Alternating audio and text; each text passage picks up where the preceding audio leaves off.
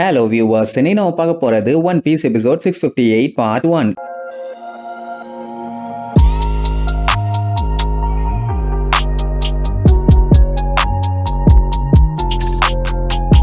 Open பண்ணா நம்ம Luffy டிவில ஒழுங்கா ரெபேக்காவோட மேட்ச் தெரியலன்னு நேர்ல பாக்குறதுக்காக வேகமா ஓடிட்டு இருப்பான். அப்படி போற வழியில தான் பார்த்தலோமியோ அவனை பாத்துருவான். அவனை பார்த்த உடனே சந்தோஷம் தாங்க முடியல. லூஃபின்னு சொல்றதுக்கு நாக்கு வராம லபலபலபலபலன்னு போட்டு அடிச்சுக்கும். லூஃபி அவன் கண்ணு முன்னாடி பார்க்கும்போது அப்படியே ஒரு தெய்வத்தை பாக்குற மாதிரி ஒரு ஃபீலிங்.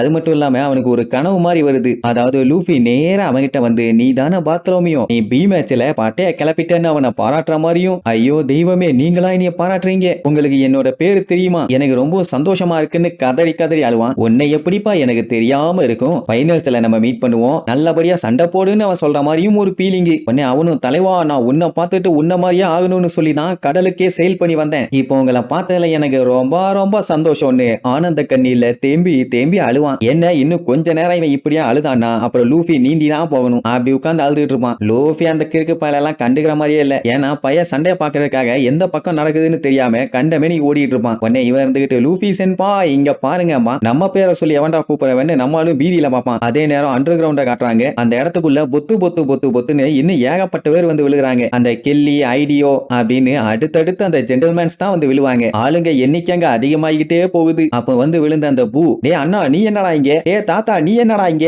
ஐயோ கப்பு வேற தாங்க முடியலையே, இந்த இடத்துல என்னடா பண்ணிட்டு இருக்கீங்க, ஒரே பொம்மைகளா கிடக்குது, இந்த இடத்த பத்தி விசாரிச்சா யாருக்குமே ஒண்ணும் தெரியல, மொத்தத்துல குப்பை தொட்டி, அவ்வளவுதான். இப்போதைக்கு இவங்க பண்ண வேண்டிய ஒரே வேலை மேல இருக்க ஓட்டைக்கு நேரா நிக்காம இருக்கிறது மட்டும்தான். ஏன்னா எப்போ எவன் எந்த சைஸ்ல எரும மாட்டு கணக்கா மண்டையில வந்து நங்குன்னு விழுவான்னு சொல்ல முடியாது. நம்ம உயிரை நம்ம தான் பாத்துக்கணும்னு சொல்லிட்டு இருக்கும் போதே மேல இருந்து ஒருத்தன் பொத்துன்னு வந்து விழுவான். இந்த கிங்டம்க்கு அடியில இப்படி ஒரு இடம் இருக்கும்னு சொல்லி யாருமே எதிர்பார்க்கல. அப்போங்கும் போது அந்த ரிக்கிங்கிறவன், சாரி நான் தப்பு பண்ணிட்டேன்னு தனியா உட்காந்து ஃபீல் பண்ணிட்டு இருப்பானா. அப்ப அந்த டேங்க் பையன் அவனை வந்து பார்த்துட்டு, நான் முன்னாடியே கெஸ் பண்ணேன், எனக்கு அப்பவே டவுட் தான், ஆனா நீனு எடுப்பான். அதுக்கப்புறம் சாரி சாரி நீங்க அவரு தானே சார்னு அப்படியே நடுங்குவான். சொல்ல போனா அங்கேயே மண்டி போட்டு கிங் ரிக்கும்பான். அங்க இருக்க அத்தனை பேருமே மிரண்டுருவாங்க, எது ரிக்குவா, வாய்ப்பே இல்லையேன்னு. ஏன்னா அவர் இந்த கிங்டமோட கிங்கு. நிறைய பேர் அவன் ஆல்ரெடி செத்து போயிட்டான் தான் எல்லாம் நினைச்சிட்டு இருக்காங்க. ஆனா இப்படி உயிரோட இருக்கான்னு தான் கொஞ்சம் ஷாக்கா இருக்குது. அவன் தான் இதுக்கு முன்னாடி அந்த ட்ரெஸ்ரோசா கிங்டமோட கிங்கா இருந்தவன். ஏகப்பட்ட வயலன்ஸால அவர் கொல்லப்பட்டாருன்னு தான் கதை இருக்குது. அப்படி இருக்கும்போது அவரு தான் இவரா இல்ல இவரு தான் அவரான்னு ஒரு சின்ன டவுட் ரிக்கி தெளிவா சொல்லிடுவாரு. ஏன்டா கொய்யாலைகளா, இப்ப நம்ம இருக்கிறது அண்டர் கிரவுண்ட்ல, இந்த மாதிரி நேரத்துல டிஸ்கஸ் பண்ண வேண்டிய விஷயமாடா இதெல்லாம், கொய்யாலைகளான்னு சொல்லிட்டு மாஸ்டர் கழட்டுவான். எல்லாருமே பார்த்துட்டு ஆடி போயிருவாங்க. ஏன்னா நிஜமாவே அவன் தான் கிங் ரிக்கு. அண்ட் இதுக்கப்புறம் நீங்க கிங்னு கூப்பிடாதீங்க டேங்க், நீங்க கண்டுபிடிச்சது கரெக்ட் தான் சொல்லுவானா. உடனே அந்த டேங்க் பயங்கரமா பார்த்து ஃபீல் பண்ணி அழ ஆரம்பிச்சிருவான். என்னன்னா அவனுக்கு இவரை பார்த்ததுல செம ஹாப்பி. அவரோட வயித்த பாத்தீங்களா 8 பேக்ஸ் இருக்குது. நம்ம மட்டும் என்ன சும்மாவா, டேங்கிட்டையும் தான் 4 பேக் இருக்குது. ஒன்னு ஸ்கூல் பேக், இன்னொன்னு காலேஜ் பேக், இன்னொன்னு டூரிஸ்ட் பேக், கடைசி பேக் தான் ரொம்ப முக்கியமான பேக், லஞ்ச் பேக்.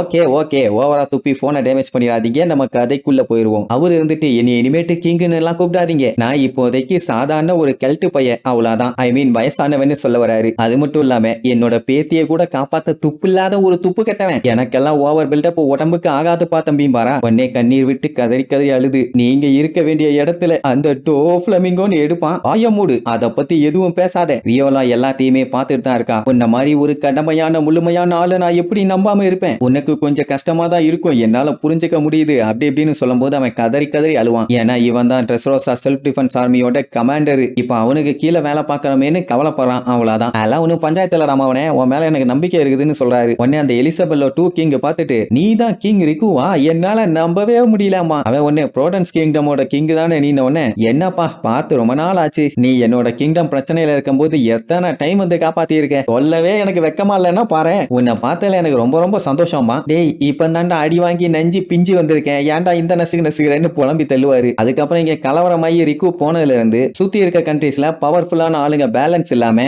அடுத்தடுத்து போர் நடந்துகிட்டே இருந்துச்சு. அதுல சண்டை போட்டு இந்த எலிசபெல்லோலாம் டயர்டே ஆயிட்டானாமா. அப்பதான் அந்த சாயி கிங் எலிசபெல்லோவை கூப்பிட்டு ஒரு மேட்டர் சொல்லுவான். என்னன்னா ஒவ்வொரு டைம் இவன் சண்டை போட்டு டயர்ட் ஆகும் போதும் ஏகப்பட்ட பேர் அழுதுட்டு இருக்காங்க, அதை பார்த்து பல பேர் சிரிச்சுட்டு இருக்காங்க. இதெல்லாம் வச்சு பார்க்கும் போதே நல்லா தெரியுது யாரோ ஒருத்தர் சண்டையை தூண்டி விட்டுக்கிட்டே இருக்காங்கன்னு. அப்பதான் அவங்களால காசு பார்க்க முடியும். எப்படின்னா டன் கணக்குல வெப்பன்ஸை ஒரு கண்ட்ரிக்கு வித்து அவங்கள வச்சு அடுத்த கண்ட்ரி அட்டாக் பண்ண தூண்டி விடுவானுங்க. எப்படியா அடுத்தடுத்து அடுத்தடுத்துன்னு தூண்டி விட்டு ஒவ்வொரு கண்ட்ரிக்கும் பயங்கரமான வார கிளப்பி விட்டு ஒன்னும் தெரியாத அப்பாவி மக்கள் தான் ஏகப்பட்ட பேர் சாகுறாங்க. இந்த வேலையெல்லாம் பண்றது யாருன்னு சொல்லி மண்டைய சுத்தி மூக்க சுத்தி தலைய சுத்தி கைய சுத்தி காலை சுத்தி செக் பண்ணி பார்த்தா அது வேற யாரும் இல்ல, ஜோக்கருங்கிற புரோக்கர். அந்த ஜோக்கர் யாரு? டோஃப்ளமிங்கோ. அவன் எங்க வெப்பன்ஸ் எல்லாத்தையும் மேனுஃபேக்சர் பண்றான், எங்க மறைச்சு வைக்கிறான், அது இதுன்னு எதுவுமே தெரியல. ஏன்னா இதனால பாதிக்கப்பட்டது ட்ரெஸ்ரோசா மட்டும் இல்ல, ஏகப்பட்ட கண்ட்ரிஸ். வானோ கிங்டமும் இதனால தான் வார்ல மாட்டிக்கிச்சாமா. சொல்ல போனா இப்ப சண்டை போயிட்டு இருக்குது. இவங்க கிட்ட சண்டை போற அளவுக்கு அந்த அளவுக்கு ஆயுதம் வெப்பன்ஸ்னு எதுவுமே இல்ல. ஆனா எனிமீஸ்க்கு அடுத்தடுத்து வெப்பன்ஸ் கிடைச்சுக்கிட்டே இருக்குதாமா. அவங்களுக்கான அந்த வெப்பன் சப்ளையர் டோஃப்ளமிங்கோ. இந்த சாயி, பூவு, ஜிஞ்சா ஒன்னு இவங்க 3 பேரும் காம்படிஷனுக்கு வந்ததே அந்த வெப்பன்ஸ் எல்லாம் எங்க அவன் உருவாக்குறான், எங்க பதுக்கி வைக்கிறான்னு கண்டுபிடிக்கிறதுக்காக மட்டும்தான். மத்தபடி ஜெயிச்ச அந்த மாங்கனியை டெவில் ஃப்ரூட்டை சாப்பிடறதுக்காக இல்ல. அவங்களும் கொலிசியத்துக்குள்ள என்ட்ராகி எல்லா இடமும் செக் பண்ணி பார்த்துட்டாங்க, எங்கேயுமே வெப்பன்ஸ் இருந்த மாதிரியே இல்ல. இந்த ஹப்போ நேவியோட உண்மையான பர்பஸே அந்த வெப்பன்ஸ் எல்லாம் எங்க இருந்து சப்ளை ஆகுதுன்னு கண்டுபிடிச்சு தடுக்கிறது மட்டும்தான். அதனால தான் கனோ கிங்டம்ல இருக்க கிங்கோட ரெக்வஸ்ட் அக்செப்ட் பண்ணிட்டு இங்க வந்திருக்கானுங்க. சாய் அந்த கிங் இருக்கு பிடிச்ச வண்டையா திட்டுவான். யோ முட்டா பாயில, நீ பண்ண முட்டாள்தனத்தாலதான் இப்ப டோஃப்ளமிங்கோ கிங்கா மாறிட்டான். ஏன் அப்படி உசுர வாங்குற? இப்போ உன்னோட கண்ட்ரிக்கு பஞ்சாயத்தானா பரவாயில்ல, முன்னாலேயே இப்ப மத்த கண்ட்ரிக்கும் பயங்கர பஞ்சாயத்து ஆயிருச்சு. இப்படி எல்லாம் சொன்ன உடனே அவருக்கு என்ன பண்றதுனே தெரியல. உடனே டகமா கிங்க கூப்பிட்டு, நம்ம ட்ரெஸ்ஸரோசாக்கு இதுக்கு முன்னாடி கடமைப்பட்டிருக்கோம், ஆனா இப்போ நடந்த பஞ்சாயத்துனால இந்த ஆளு கூட எல்லாம் போய் அஃபெக்ஷனா இருக்கணும்னு அவசியமே இல்ல. ஏன்னா இப்பதான் இவன் கிங்கே இல்லையேன்னு சொல்லிட்டு அந்த தொடப்பக்கட்ட மீசக்காரன் ஓவரா பேசிட்டு இருந்தவனே டேங்க் காண்டாயிட்டான். கொய்யால வாய மூடு, எல்லா மண்டைய கவுத்தி போட்டு தபேலா வாச்சிருவேன்னு கடுப்பாவானா. 2 பேர்த்தோட மண்டையும் பார்க்கும்போது ஒரு மத்தளத்தையும் தபேலாவையும் பக்கத்துல வச்ச மாதிரி இல்ல. டேங்க் பயங்கரமா காண்டாயிட்டே, பிஞ்ச பரிசு மீச